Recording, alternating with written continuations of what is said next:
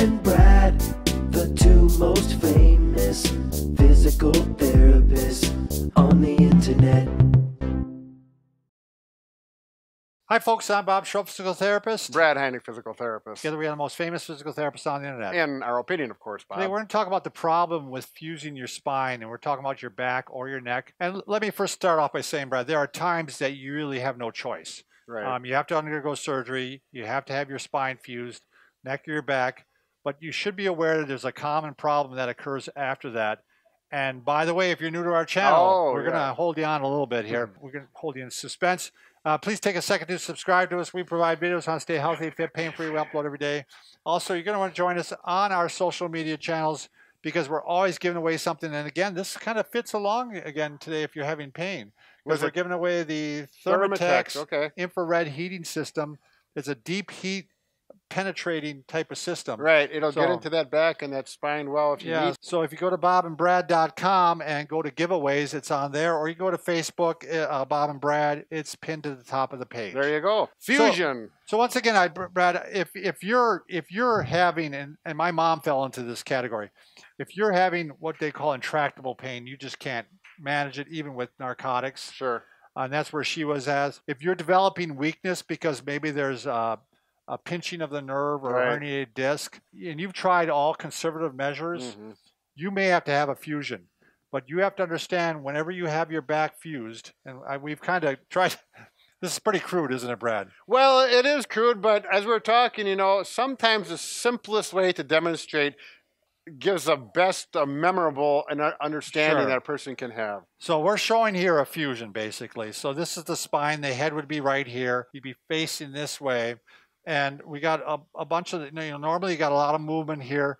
We fused 3 segments here. Right, 3 vertebrae fused together. We fused it with duct tape, which I don't think your surgeon's going to do. They're going to probably use rods or something along those lines. They know what they're doing. Some hardware. So what happens is, it's pretty easy to understand here. If I fuse this area here, and you're going to still do your everyday living, everyday movement, everyday lifting, and the movement has to come from somewhere. Right. Now, if you don't have a back problem, it's being spread out among all the vertebrae. Sure. But if you got a fusion, now the ones above and the ones below. Yeah. Can you move your hand, Bob? Are going to do double duty. So here and here.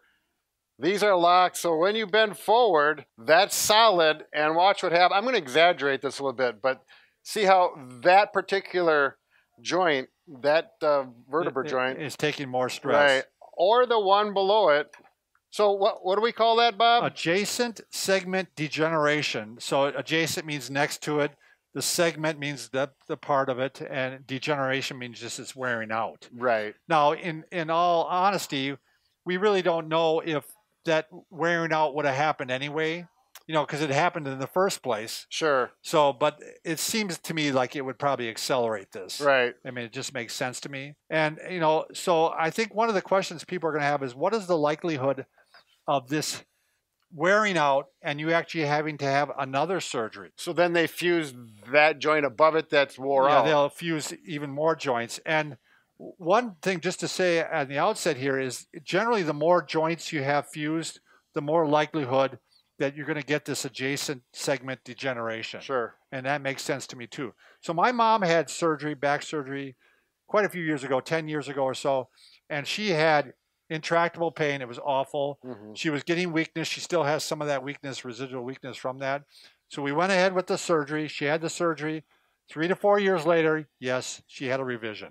I mean, so they fused another joint above or below it. And she's doing fine now, to be honest. But I mean, it was very traumatic to go through 2 surgeries at her age. Right. I mean, it's not an easy thing for anybody, but for an elderly person. So I did see one study. We're going to put the link below, Liz, right?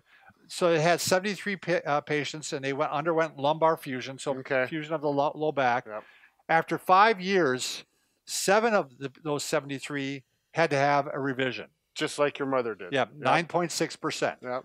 After 10 years, 11 more people, so a total of 18 now, had a revision. Okay. And that's 24%, 24.6%. Sure.